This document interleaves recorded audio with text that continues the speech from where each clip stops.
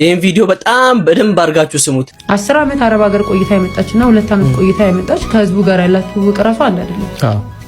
ከዛ ሌላ ስም ይሰጠናል። ለምሳሌ እብድ ናቸው፣ ፊውዝ አቃጥለዋል፣ ስማርት አይደሉም። ይሄ ነፍ ነገር በነገር ላይ እነሱ ስማርት ወርክ ነው የሚሉትን ስማርት ወርክ በሷ ስማርትፎን ነው የጀመሩት።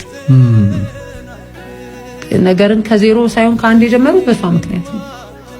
እሷ ሳትማር ማትሪክ ላይ ተታየደችው ትምህርት ስትበቀል በወንድሞቿ ነው የተበቀለች፣ እነሱን በማስተማር እነሱ የራሷ ታልቶታል።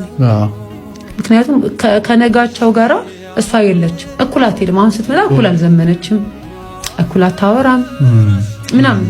ከዛስ አብረውን ራሱ ለመታየት የሚያፍሩ ሰዎች አረ ከአረብ ሀገር መጣው እንዳትይ ምናምን ነፍ ጊዜ ተብያ አውቃለሁ። እሺ ሀባይብ ሰላሙ አለይኩም ወራህመቱላሂ ወበረካቱ። ክርስቲያን ወገኖቼ ሰላም ብያለሁ። እንዴት ናችሁ? ደህና ነን ከኛ ጋር አልሐምዱሊላህ።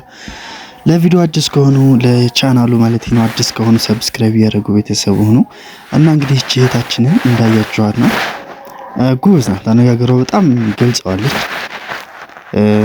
በጣም ክብር አለን በነገራችን ላይ እናንተ ስደተኞች ወንድም ሴትም ሁኑ በጣም ክብር አለን። ምክንያቱም ምንድነው አስተምራችኋል፣ ወንድም እህቶቻችሁን አስተምራችኋል፣ አባት እህቶቻችሁን ረድታችኋል።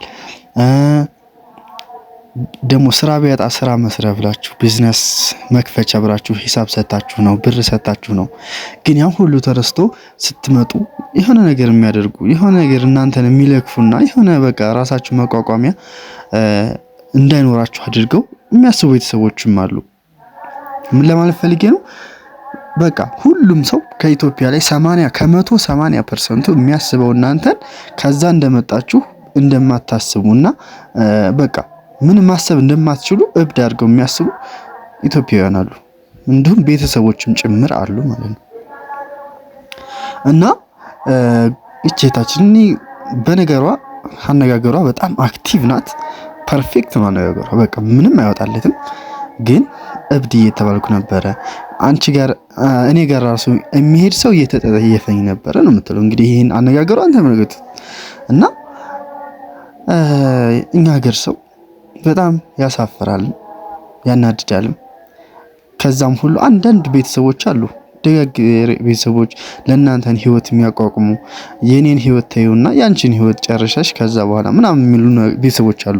ግን አሁን ላይ ምንድነው ለአንቺንም ህይወት አበላሽተው እነሱም ከገንዘቡ ሳይሆኑ አንቺም ከገንዘብሽ ሳትሆኚ ቤተሰብ አሁን ለምሳሌ አንድ ቤተሰብ ምስጋና አንቺን አመስግኖ ሙሉ ልብሽን ታልሞላልሽ ምንድነው ጥቅሙ? አንድ እህት የእህትሽን ልጅ አስተምረሽ በቃ ለመልካም ነገር እንዲበቃ አብክተሹ አንቺ ያ ሁሉ ነገር ተረስቶ አብደሻል ስትባይ ያ ቤተሰብ ምንድነው የሚሰማሽ?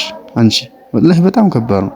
ግን ያው የዛሬ ቤተሰብ እንደዛ ያስብ የሚያስበው ያንቺን ገንዘብና ገንዘብ ብቻ ነው። ያቺ ገንዘብ ስታልቅ በየወሩ የሚደውል ነው የሚፈጠረው አሁን ላይ ትውልዱ ማለት ነውና ሁላችሁም ብቻ አይዟችሁ፣ በርቱ፣ ጠንክሩ። ቢግ ሪስፔክት ለእናንተ ነው ወላሂ አጨበጭባለሁ። ቁሚ ነው ማጨበጭበው። አይዟችሁ፣ በርቱ።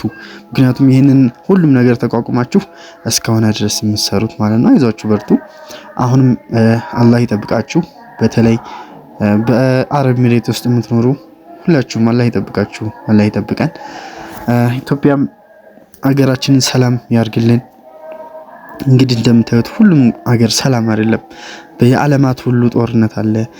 ሳውዲ፣ ኩዌት፣ ዱባይ ምናምን ያላችሁ በጣም ጥንቃቄ አድርጉ። ቢያንስ እንደዚህ አድርገውና ከባድ ረብሻ ተነሳ ከፎቅ ወረዱ። ምክንያቱም አብዛኛው ያያችሁ ከሆነ ፎቅ ላይ ሆናችሁ ነው ሁሉ ነገር የምታደርጉት። በቃ ስታለቅሱም ፎቅ ላይ ሆናችሁ ነው እያለቀሳችሁ ያላችሁትና ቢያንስ መሬት ለመውረድ ሞክሩ። የሆነ ነገር ተፈጠረ አይፈጠርባችሁ። ግን ምናልባት አለ አይደለ ከተፈጠረ ቢያንስ ማንም መዳም እከሌ እንዳትሉ ውጡ ከቤት ማለት ነው። እና በያላችሁበት እንግዲህ አላህ ይጠብቃችሁ። ሁላችሁንም ያዛችሁትን አበርክቶ ለአገራችሁ ያብቃችሁ።